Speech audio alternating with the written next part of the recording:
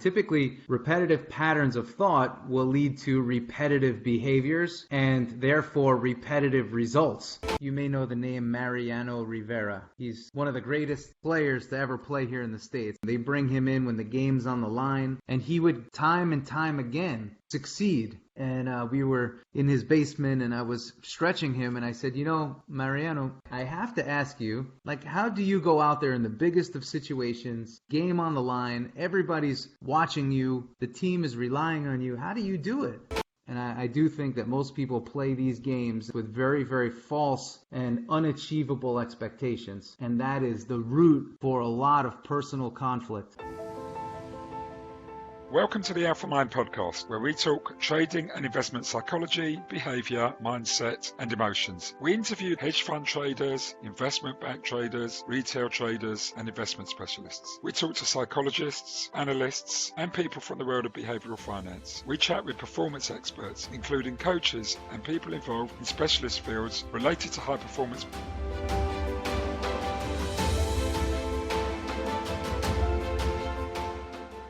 Today on the Alpha Mind podcast, we're delighted to have Dana Cavalea.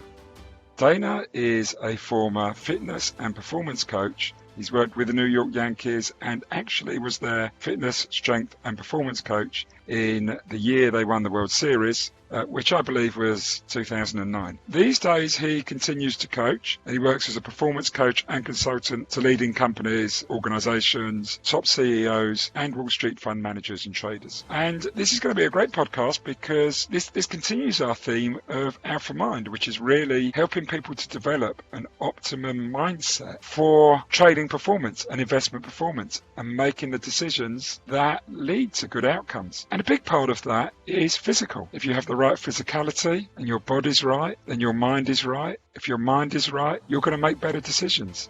So this all knits together with some of our previous discussions on the mental side of trading, on biases, on how we can bring the best of ourselves to our work. And I'm sure you're really going to enjoy this conversation. So please sit back, strap yourself in, and welcome to this week's podcast. This episode is jointly sponsored by Alpha R Cubed, which provides high-quality coaching to businesses and people engaged in the financial markets to help catalyze high performance, and the Mark Randall Consultancy, which provides powerful mind fitness talks, seminars, and workshops to the corporate, investment, and financial market world. If you do enjoy this podcast and have an iTunes account, please do go to the Alpha Mind podcast page and give us a rating. This helps us reach a wider audience. Thank you. And now on with the podcast.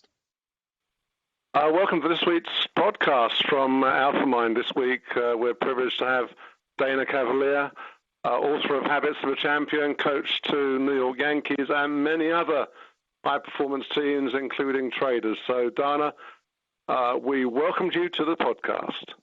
Thank you. Thanks for having me. I appreciate that. Perhaps you can give us a bit more background. We're fascinated to hear about the New York Yankees story and just what you did for them. Yes, no, absolutely. So I probably have a little bit of a different background than most of your guests, but I have a degree in sports medicine from the University of South Florida here in the States. And ultimately, I spent my whole career training high-performance athletes in the sport of baseball specifically. And ultimately, through my journey in sports, I would have quite a few business executives, some of which were from the world of finance, that would always be picking my brain and asking me, how they can improve, much like some of these high-performance athletes that I would work with the New York Yankees on a day-to-day basis. So that's how I got into, what I do now, which is a lot of speaking and business coaching, but I do it from a little bit of a different angle in helping people to achieve peak performance, peak fitness, and peak mentality so they can be great at what it is that they do day to day, as traders, as CEOs, as business leaders. But I won a world championship with the New York Yankees in 2009. Which was a great time and actually a great learning experience to see what it takes for a team to come together and work together in a very selfless manner. And it was a pretty amazing ride. And like I said, the lessons were tremendous. So I think when we start to compare some of the the worlds of trading and the worlds of performance, I think what starts to shine through is just the need to have appropriate process and kind of like the right habits of approaching the day, of ending the day. Perhaps you can share some thoughts on that. Yeah, when I began my coaching journey, I think something that was ingrained in my head, again with the sports medicine background and the need to constantly evaluate players and player performance, is the first part of our process was always based on player assessment, player evaluation, and we would assess them both mentally and physically to see what their strengths and what their weaknesses are. And then what we do is we profile the players to understand what their actual risk factors are, both externally from the game and internally, with themselves, and to protect them against themselves. So a great process, always starts with assessment and evaluation. And for me, I was commissioned to really oversee $300+ million in human capital and human assets, which, as we all know on this call, they're very dynamic and they're very volatile, much like the markets. So your process is very important. But I always say the key part of any process is to realize that it's not static and it's dynamic and it's always changing. So your assessment is really important. And really at the end of the day, I spend a lot of my time trying to identify risk for those that I work with, and then putting them on a solid plan and process to reduce the risk, almost reduce them from harming themselves due to their potential negative habits that may exist. It's really interesting, this connection from sport, because for me, trading is a performance activity, far more than it is an academic activity. You said you've come from this world of sport to work with people in the boardroom, and I think leadership and management is also a performance activity. People, they have the knowledge usually, but it's bringing it on a day-to-day, week-to-week basis to be able to perform at an optimum level. And that's very much a part of the work we're doing with the Alpha Mind Project. How can we get people to work optimally? And developing self is such a big part of that. So I'm really curious about, first of all, the work you would do with people, developing self, developing mindset. And then secondly, how you see that translating to the work you do with people in the boardroom or the organizational space. Yeah, well, like you said, right? Trading, leadership, it's a performance activity, much like sports. And I agree with you 100%. And that's why, in order to compete at the highest level, I always say business is the most competitive sport in the world. I always say the first part when you're dealing with athletes, and it's what I've brought to my executive practice, is you have to make sure that the players are ready to play, that they have the energy required to play the game at the highest level. They have the energy to sustain themselves through the ups and downs and the natural ebb and flow of business, both from the transactional side and just the ever-changing nature of business. So what I do with everybody that I work on, and it's somewhat non-negotiable, is that I have to make sure that you're in the best physical condition or training to get to that place first. So I actually put you on a physical training plan, because I always say to people, when you're done training, how do you feel? And most people feel really good. They feel really strong. They feel confident in themselves. Their clarity is improved.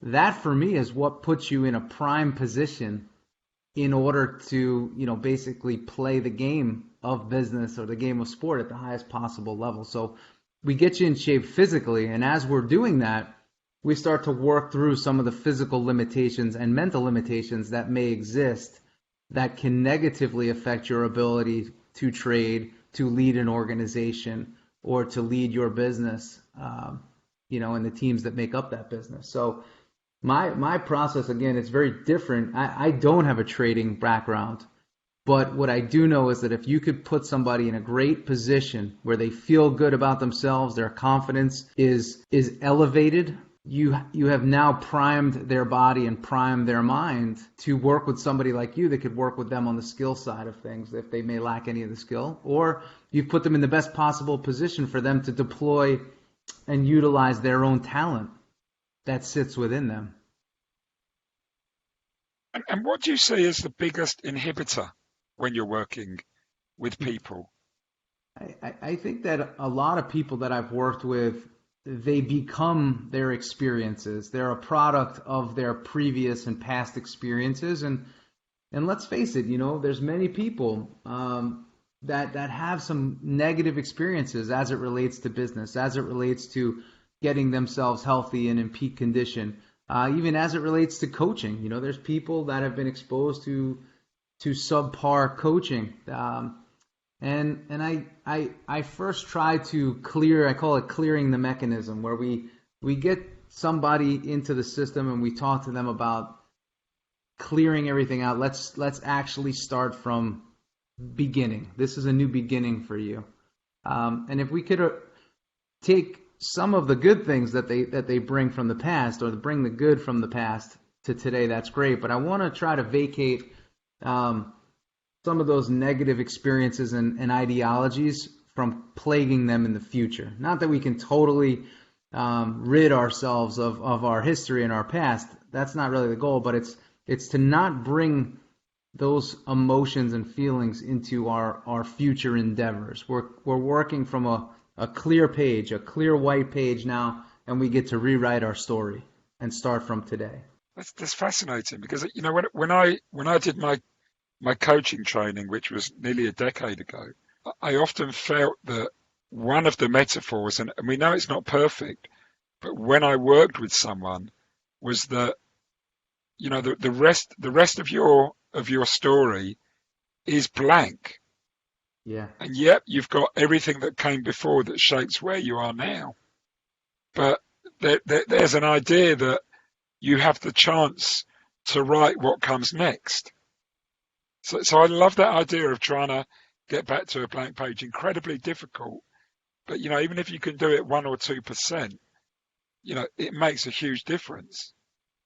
Yeah, and alongside that, something that I discuss quite a bit and talk about with clients is, when it comes to that new starting point, it's really identifying what I call your tripwires and your repetitive thoughts and the repetitive patterns of thoughts that you have. And typically, repetitive patterns of thought will lead to repetitive behaviors and therefore repetitive results. So we have to work to really understand, what are you thinking and what are these traps that keep catching you? And let's write them down. I don't think we do enough writing today of actually taking what's in our head and what's going on in our head and actually putting it to paper. Because for most people, they think they have all of these things and all of these negative behaviors or all of these problems. And for me, I say, let's actually put those things on paper and look at them, actually study them. This is what's going on in your head. And for the first time, we've taken what's going on up there and we've put it into words. We've put it into sentences, and we could actually study it. And we can also see and understand why and how we put so much emotion to these sayings and to these words. And then we work backwards from that. Yeah, no, that's terrific. And I think when we talk about journaling in the trading world, trying to get people to journal and trying to get them to journal effectively. And actually, this was a big part of our podcast last week with Benis Kumar, who was a behavioral scientist, who said that we have so many limitations that we're not even aware of in the way the way we function. A lot of them are biological in some sort of way, or cognitive, and that you can identify them if you write them down as you're going along, and then look back on it, because we have a difference in our experiencing self and our remembering self. They're two different people. And I think to that point, a key word that you said is saying is going back. There's a lot of people that that I come across that actually they're doing the writing, they're doing the work, they're doing the journaling, but they're not going back and looking at the themes of the journaling, or they're not extracting and studying their own emotions and their own thoughts, and without hyperanalyzing it, but just to get a trend, like, hey, are you leaning more towards the optimistic side of things or the pessimistic side of things? Where are you? What may be causing that shift? And what can we do to open your horizons a bit more? Mark, any thoughts on anything you've heard? Yeah, I think it much resonates with me, obviously, from the concept, Dana, of I'm a sort of a mind fitness coach, but using the tenets of, I guess, the best of mindfulness, but orientated toward the corporate world and trading world, in more of what I call sort of a military grade sort of rendition of the tenets of mindfulness, and it's called mind fitness for a critical reason. And of course, the whole concept of being in the present, being in the moment, and not being dragged over time by your thoughts to the point that they're getting in the way of your awareness of the present moment. And of course, on the sports field, that's the awareness of you in relation to those that are around you as well. And so having a different relationship to your thoughts, as opposed to one can't get rid of these things, and it's a natural state to have this sort of mind wandering. But if you can start to understand when your attention is not in the physical moment of reality, and it's drifted off into a slightly biased negative thought program, then you're potentially in trouble, as it were, in terms of performance. So that very much resonates with me, and I'm very interested about the concept of being able to refresh, reset, and recalibrate yourself as part of performance. And of course, if one notices that one's drifted into a state where you're just paying too much attention and reliving thoughts that perhaps you should have slightly better control over in terms of what you're doing with them, then actually your performance starts to increase as a result. I know, here stateside, everybody, when it comes to the first time you talk about mindset or you talk about mindfulness, the immediate comeback is, people believe that if they're meditating, they're mindful, and if they're not meditating, they're not mindful, and they're almost failing in their mindfulness quest and journey. Uh-huh. And in all my years working with athletes, I realized that to actually sit and meditate, for someone that's a fast-minded, high performer, that is actually on one side of the continuum, where on the other side is just how can we get them to actually put their devices down? How can we get them to place their phone down and sort of take away these things that overstimulate them outside of their own thoughts. And we have to, especially on the athletic side of things, we have to actually coach our athletes over to the other side where they can feel comfortable and actually somewhat safe being without their devices in a quiet area, even by themselves. It's a very tough place for some of them to go and be. It's a scary place. No, indeed. Of course, that huge parallels there with the complex workplace, where there's so many distractions of mails and meetings and all sorts of stuff coming at you, including various chats and whatever you're doing on your phone at the same time. I guess it's professional clutter in that sense. We're just trying to understand that, not having a process to be aware of the negative impact of that clutter is again a performance mistake. Right.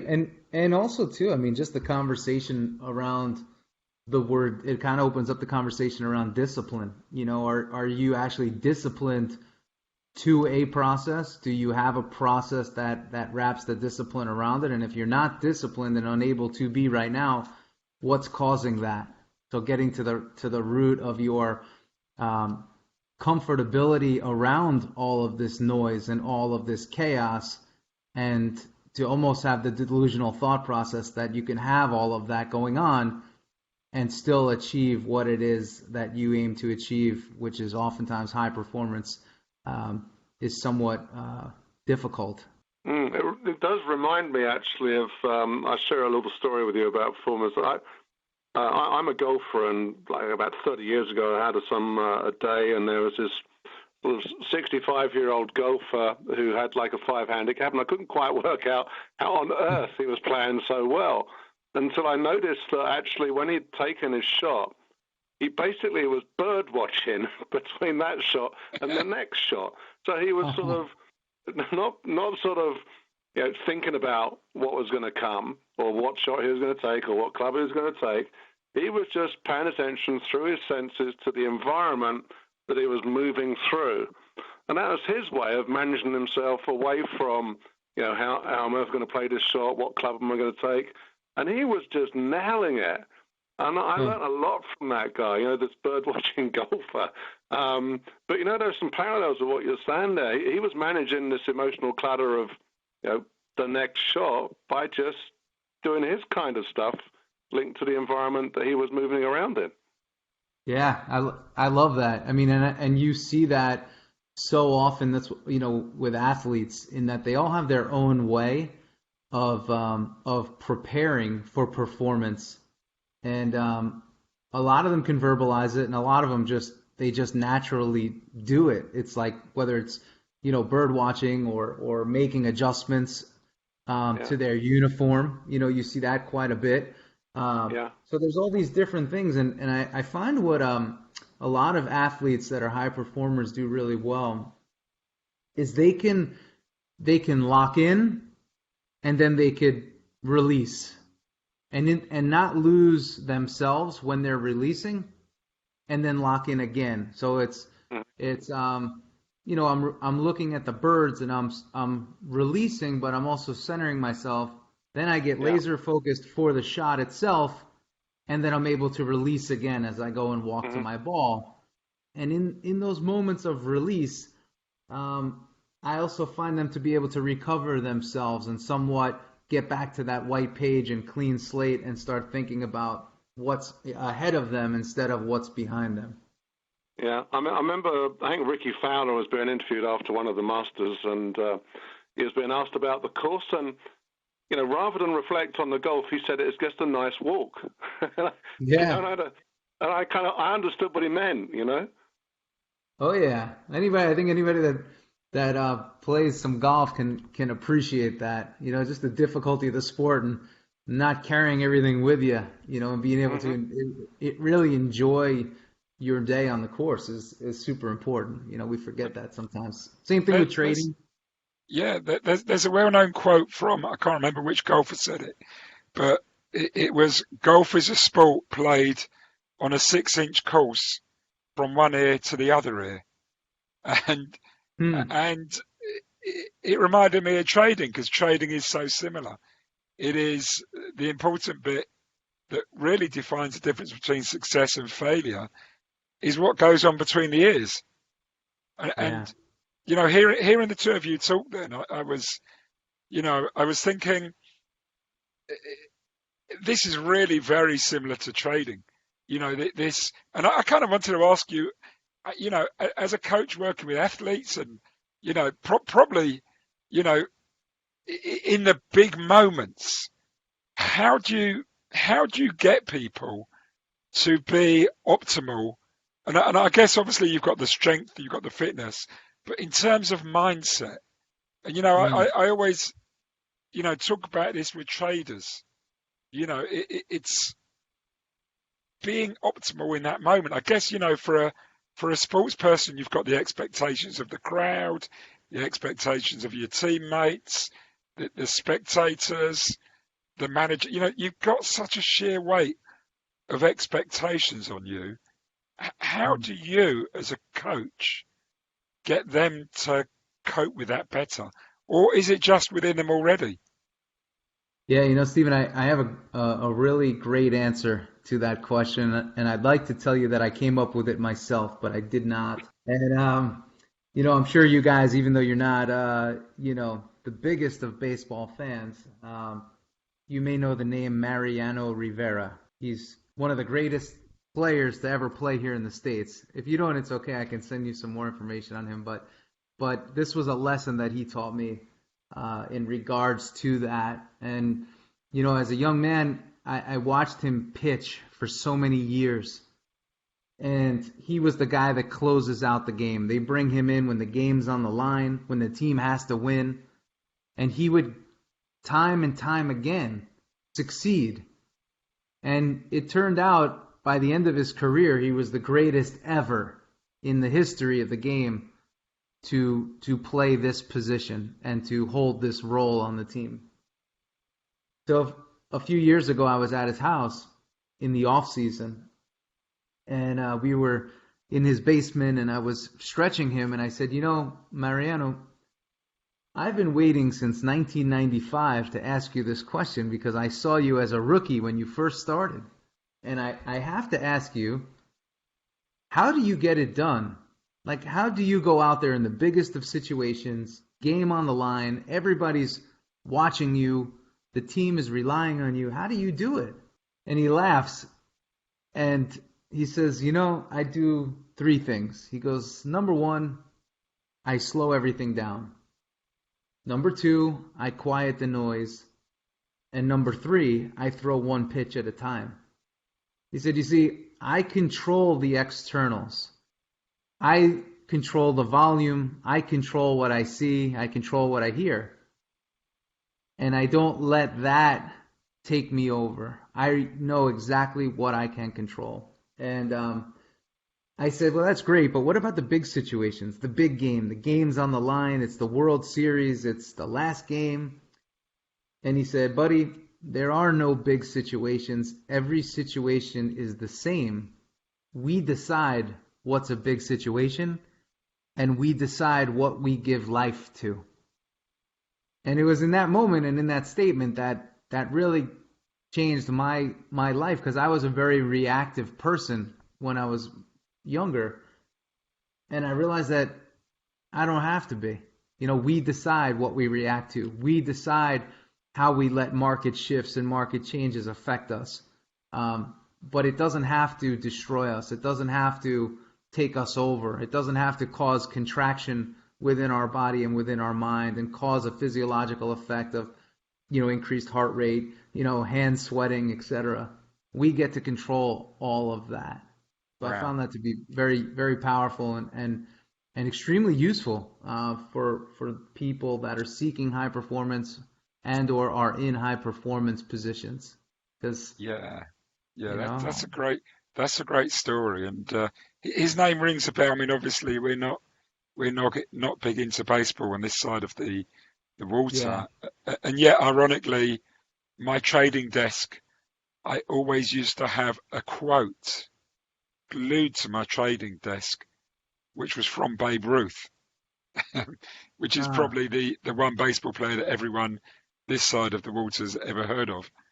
And it was, never let fear of striking you out keep you from playing the game. Yeah, I love that. That was every single, wherever I worked, that quote came with me. But yeah, I love this bit about controlling the externals. I have an analogy which I use with traders, which I call the road rage analogy. And it's a similar analogy. It's like, you know, you could be driving along and someone comes up right up and they almost rear end you and they're hooting and, you know, they're screaming out the window and you can get really angry. And I used to do this when I was young, and you start giving signs back to him and getting engaged in a rowing, you know, maybe you even pull over the two cars, you know, and all you've done is you've taken on an anger that didn't belong to you. You've taken on somebody else's anger. So I say you always have an option, which is just to move over, get out of that person's way and let them pass, and you won't give them another second's thought. And they've got their issue that they've got to get somewhere fast, or they're in a hurry, or, you know, they want to be dicks, or, you know, whatever. But you don't need to take it on board. But we do. But I love that, what you said about that. That is the controlling the externals. Yeah. I love that. Yeah. Because I've always thought, you know, we have the thing where in England, we take penalties in a football match, and a lot of players fluff their lines in a shot Mm. that they would normally score from 99 times out of 100. But in the big moment, in the final kick of the game, in the biggest tournament, suddenly that, I imagine that the size of the goal reduces to about a tenth of the size.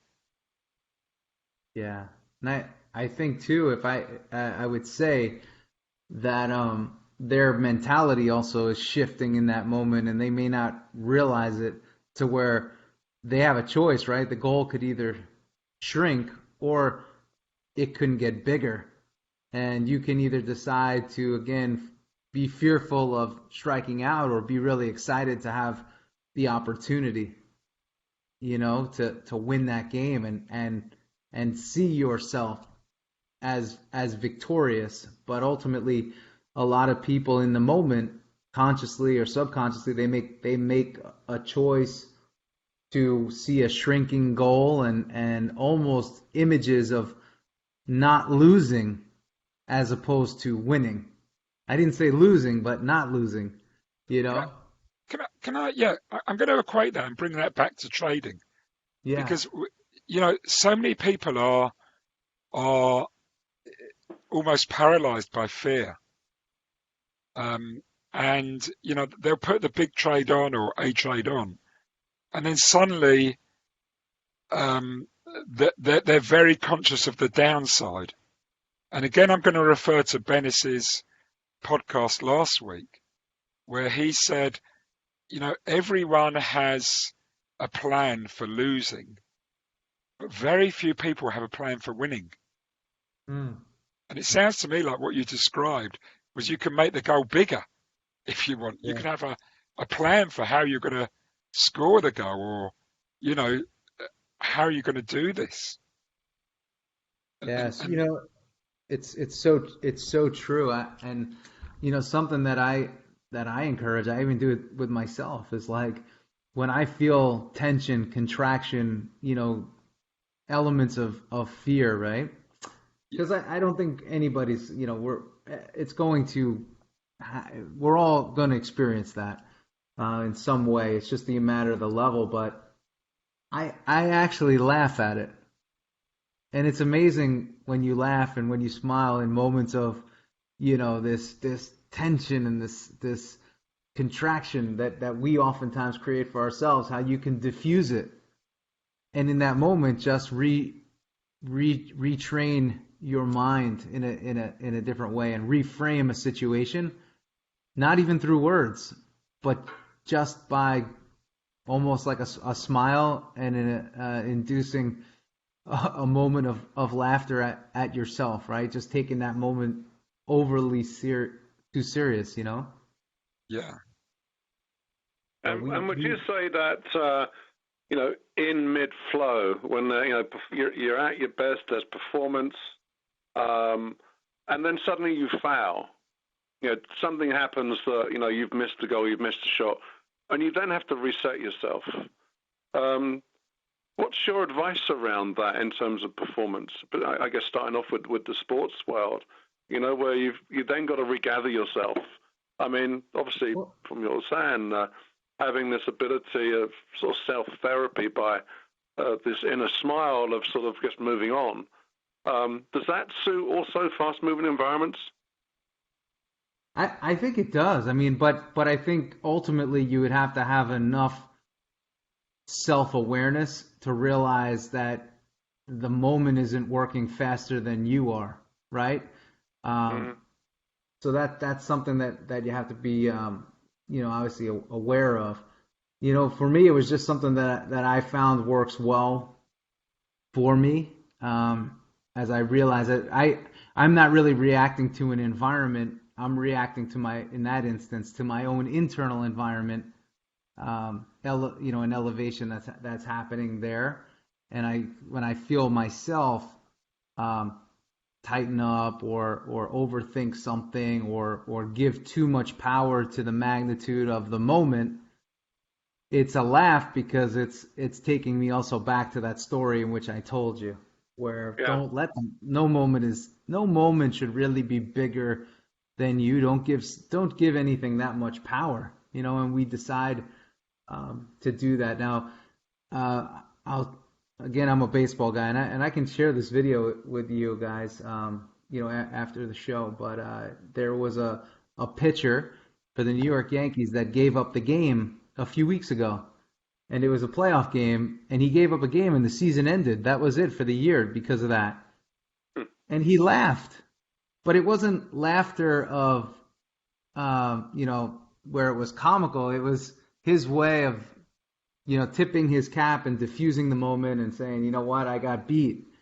Because ultimately, whether we play the sport of trading, the sport of soccer, the sport of baseball, we always have to realize the rules of the game in which we play and how those games work. And I do believe that most of us, if we're a trader, we think that we have to be a perfect trader. Every trade has to be perfect. We're never going to fail. We're never going to lose money. As a soccer player, hey, every time I get the ball, I need to score. If I don't score, I didn't do well. A baseball player, I have to get a hit every single time. But the games that we play, they don't work like that. So if you think like that, that just means you don't understand the rules of the game that you play. Nobody's perfect in any of those sports. It's all based on an average. And where do you sit relative to that average? And I do think that most people play these games and these sports and the game of business with very, very false and unachievable expectations. And that is the root for a lot of personal conflict. Yeah, totally agree with you on that. I mean, we see that all the time, and one of the things that I harp on time and time again with trading is there's a lot of guys coming to this, a lot of people come into this this business of trading with some view that they're going to be a millionaire within a couple of years, or within 5 years, or within 10 years, and they're going to be living under a palm tree trading from their mobile phone somewhere in the Caribbean. And, it's so ridiculous in that, trading is a very, very highly skilled activity. Yeah. And people don't appreciate that. And I say to them, if you're going to, let's say you decide today that, hey, I want to become a tennis player and or a boxer, and I want to turn pro one day, and I want to be winning, big and living off that, and I'm like, and you're going to do that in 1 year. It's such a crazy expectation. I say to anyone who's trading, right off the first 5 years, in terms of making anything out of that business, you just want to be learning. You might make a bit of money if you're lucky. You might strike a rich seam somewhere, but that's going to be down to luck more than ability. You won't have that ability in your first 4 or 5 years. You are learning. You are going to be taking blows. And if you're not taking blows, you're not learning. So it's a transition. It's a journey. And yet all these people, when they come to me, 6 months into it, a year into it, do you know what? I'm failing. I'm not doing it. I'm not succeeding. Yeah. There is a crazy expectation. And I guess in sport, you don't have that to the same degree. You people, they spend years learning it, and they appreciate it's a skill.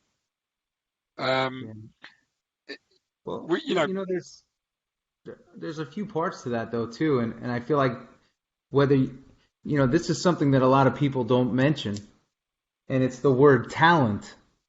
And there are some people that are just naturally talented. I'm sure you've come across them as traders. They have a natural gift and a natural talent, where others have to work really hard, and it's the same in sport.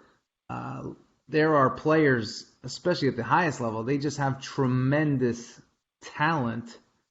And what they do is every day they go and they work the talent. They work their talent, and as a result of working their talent with the right habits, the right process, ultimately that year over year yields them consistent results.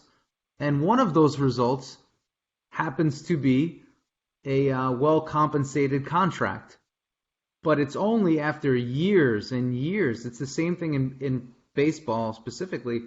A player goes 5 years before they really make real money and they get their first contract. So there's somewhat of a vetting system to say, hey, are you for real?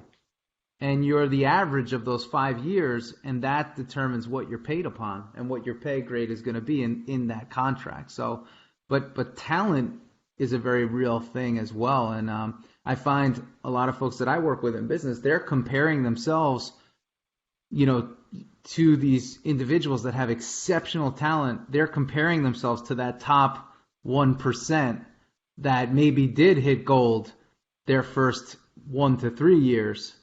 And people feel that they should be like them, like those people as well. And that's not always the case, because that person had exceptional talent that not everybody has.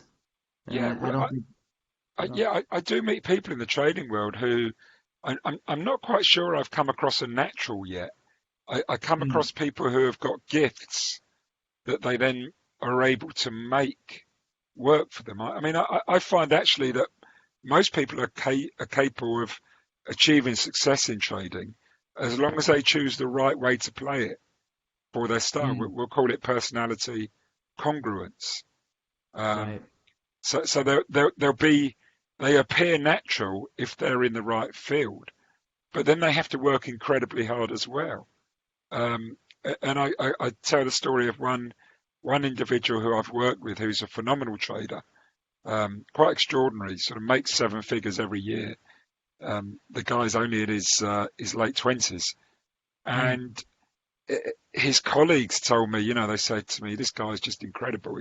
He's a natural. We don't know how he does it, and I spoke to him and I work with him, and, they think he comes in, he swans in, he trades, he makes money, and then he goes home. But because I know him, I know how much work he does off we could call it like off the trading floor. He would do 3 hours every morning at home before he gets into work, to be in the right, not in the right mindset, but have analysed the markets, have gone through situations, has prepared for the day, has done the scenarios. And in the evenings and weekends, he would do a review, and he will look over it. And what worked well, what didn't work well, what's he got to focus on. And he's like, I call him a sniper. He's like a sniper. He will not take a shot every single day. He will wait weeks and weeks sometimes to take a shot. And if it's not lined up perfectly, he won't take it. If he can't get out alive, and he's the most, and he's also hugely into fitness. If his mind's not right, if his body's not right, he knows he's not going to make money even with the right situation. So he works, like you said, I suppose you could say he's got the talent for the sort of trading he does, but actually he works harder than anyone I've ever known to make sure that talent manifests itself in his work. Yeah, and alongside that, listen, there's plenty of professional athletes that have talent and they don't do the work because they rely exclusively on that talent, and they end up having very short careers. Their earning potential, they don't reach it at all. So I appreciate that story because it's so true. And what people often don't see, they see maybe while he's on the trading floor, they see players, what they do during the game. But for a 7 p.m. game, players arrive at 1 p.m. So that's 6 hours of daily practice and preparation before the camera goes on and the game starts. Nobody talks about what goes on in those 6 hours. And that's 6 hours times 162 games. So that's a lot of preparation hours that oftentimes players, I'm sure much like traders, don't get credit for, Yeah.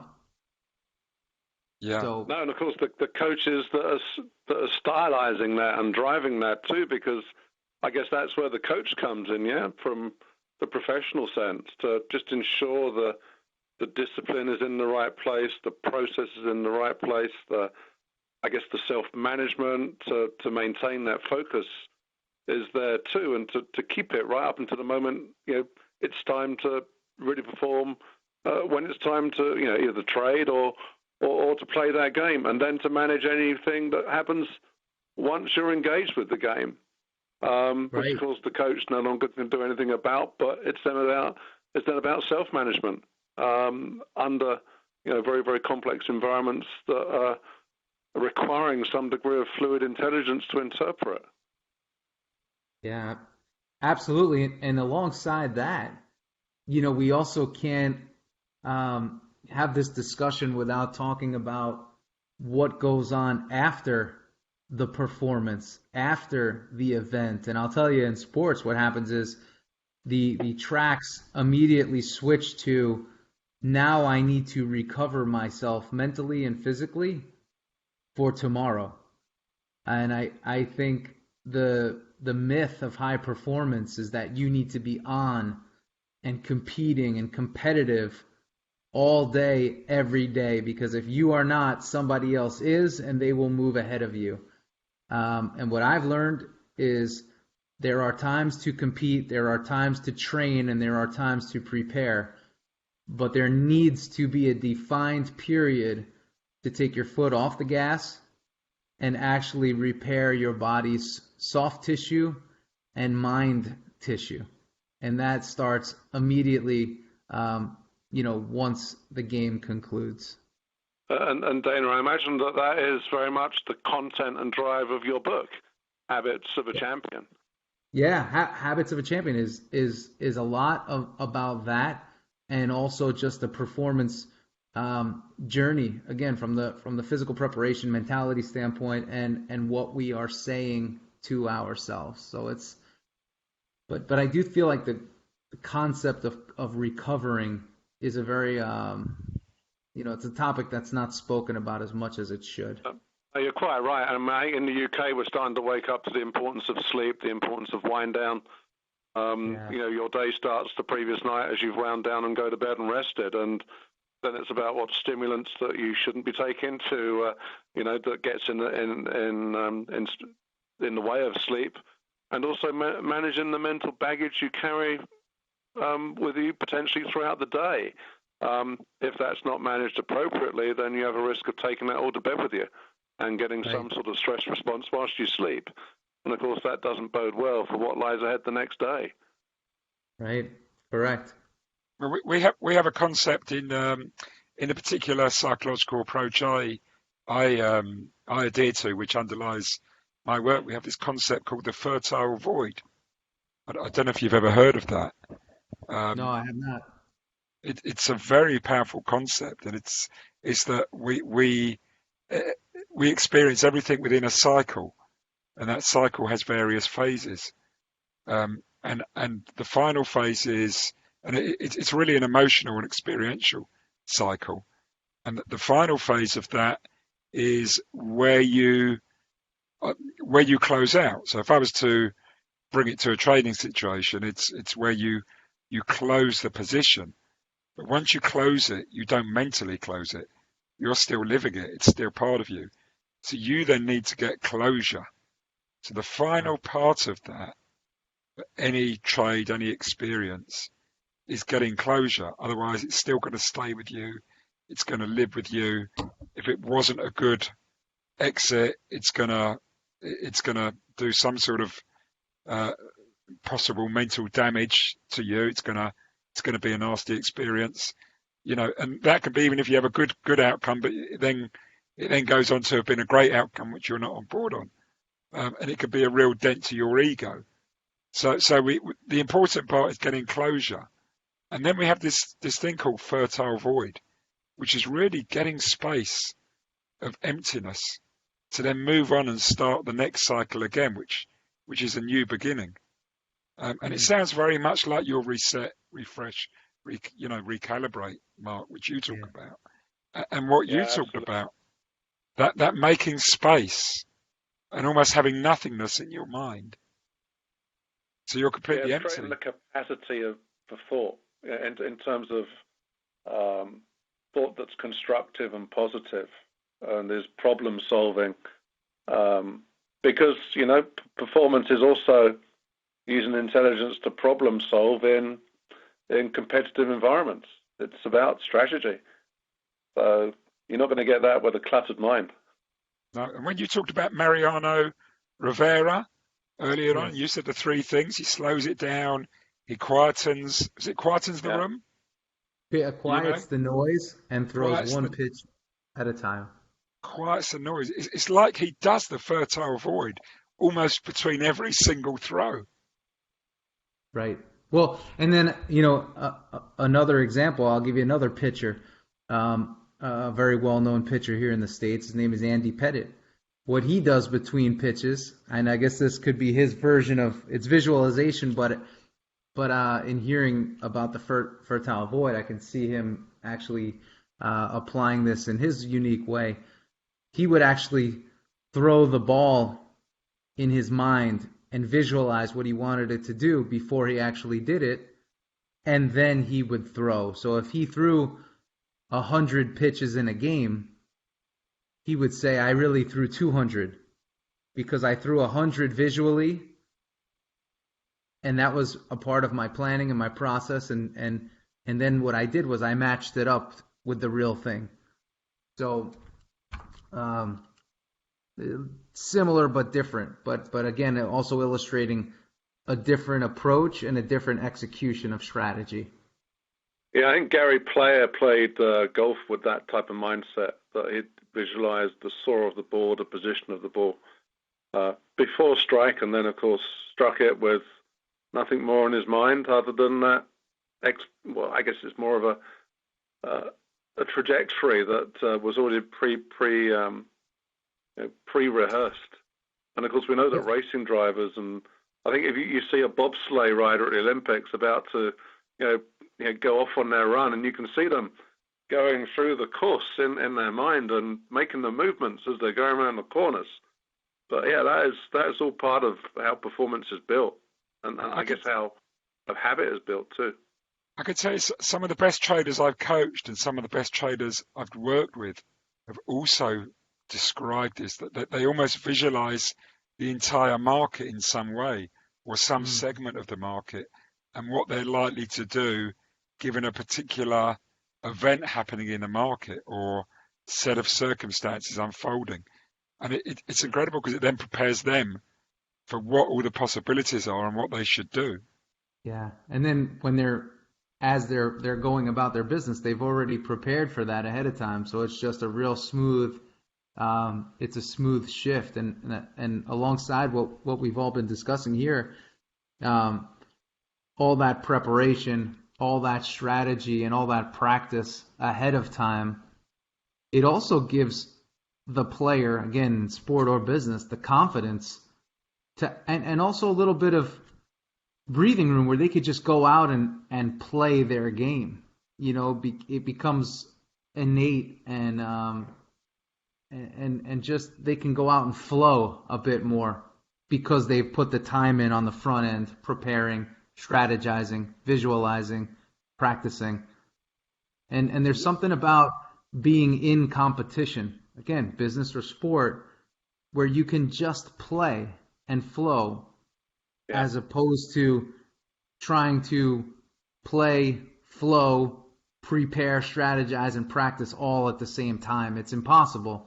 But there are players, both in business and sport, that try to do that. They make up for a lack of strategy and a lack of preparedness. They try to do it during the game, and it's a very dangerous way to go about it. Yeah. No, I think the benefit of that is that if you can achieve this enhanced natural state for achieving that flow moment, I mean, I've known myself in playing tennis that there are times when you get to this state where you're just so in the game that you play this shot that's just the most incredible shot you've ever played, and you don't quite know where it's come from apart from somewhere deep into your in your instinct. I'm sure that resonates with you, this ability to just do things almost without thinking about it. I surprise myself every time I play tennis or golf with just a couple shots, and that's what keeps me coming back. There you go. You need a reason to come back, for sure. Yeah. I guess talking about Yep. golf, it was Bobby Jones, arguably maybe Arnie, and that's not Arnie Schwarzenegger for our younger listeners, that's Arnold Palmer, Yeah. was responsible for that golf quote. Listen, I'm conscious of the time, guys. I mean, this has been a great chat, and I could carry on talking about this for hours. If I'm honest, it's such a great theme. Um, Dana, I'm sort of trying to think how we can bring this to an end. Maybe, as I say, you've got a book out, Habits of Champions. We've mentioned it already a couple of times. I'm just thinking, is there anything you'd like to leave our audience with? I mean, it's not an audience, I guess, you normally talk to, although it does seem like you do some work in that field. For me, I do work personally with a hedge fund, private equity here in the States, guys that have formed their own shops and companies, but ultimately, the message that I always work to, I always try to leave those that I talk to is, we're talking a lot about coaching and we're talking a lot about practice, strategy, etc. But ultimately, too, you have to be real with yourself, and you're going to have to get to a point where you trust yourself. And for me, I believe that that's where a lot of our listeners here should challenge themselves to get to. And if you have to use a coach, it's a good thing. It's a great thing, because ultimately it will help you get to that position where you trust yourself that much more. So embrace that. And I also say, sometimes people that work with coaches or think about it, they may feel that it may make them appear as unable to do it on their own or weaker. And it's totally not the case. Some of the greatest performers in the world in sports and business have used coaching as a support, as a way to see blind spots, and really as a way to elevate their performance in a way that they have not done before. So embrace that and realize that over time you will gain more and more confidence in yourself, and you don't have to do everything by yourself. No, that's brilliant. That's brilliant. Beautifully said. Beautifully said. And any final thoughts, Mark? I'm still thinking about controlling the externals. No, I think, and quietening the noise, I think, and sort of related, it's just dealing with this stuff that gets in the way.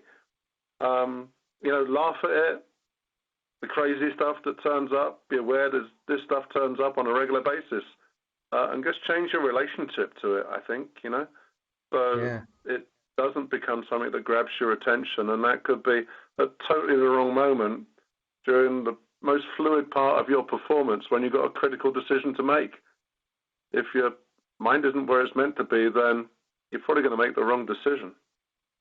Absolutely. Yeah, no, that was great. Well, listen, Dana, thank you so much for guesting. It's been a real honour, and it's been great to have a slightly different angle. I appreciate you guys having me, and I really enjoyed our conversation today very much. Thank you. And your book is on your way to me, so I'm looking forward to reading that as well. I'm sure it's going to be a great read. We'll have to get one to Mark as well. So that's a great idea. Yeah. Fabulous. We'll take care of that. Well, listen, thank you very much, and enjoy the rest of your day. Thank you. Dana, You too. gets a quick shout out. You're at www.danacavalea.com for our listeners. That's CAVALEA.com. Yep. And Habits of the Champion is this great book that we're talking about. But both Steve and I are very, very grateful for just another great Alpha Mind podcast. So many thanks. Yeah, and I'll put all those details of your email address and the name of the book on the podcast. Where people, sort of on iTunes or Spotify, where they can read about it. So if anyone is listening to this and they want to check check Dana out. I'll put his contact details and the name of the book on there as well. So feel free to have a look at that. Thank you. It just leaves me to say thank you very much, Dana. Thank you. Thank you, guys. Thanks so much for your time. Enjoy the day. Yes, you too. Win the day over there. Take care. Take care. Bye-bye. Take care. Once again, a quick thank you to our sponsors, Alpha R Cubed. To find out more about their powerful coaching services, go to their website, Alpha R Cubed, that is the letter R.com, or email them info@alpharcubed.com. And the Mark Randall Consultancy. You can contact CEO at markrandallconsultancy.com to inquire about their services. You can find out more about Alpha Mind on our website, alpha-mind.net. You can visit our blog, alphamindblog.blogspot.com, or Google Alpha Mind blog. We have a compendium of articles on there and information on our page links with lots of interesting lists for traders and also details of our powerful coaching program, which works with traders on trader mindset and developing better trading performance. You can also connect to and follow us on Twitter at AlphaMind101, and also we have a LinkedIn group, the Alpha Mind Group. We will be back next week with a new episode. You can subscribe on iTunes, Spotify, Google Podcasts, Stitcher and Buzzsprout so as not to miss that or other future episodes. In the meantime, have a great week, and once again, thank you for listening.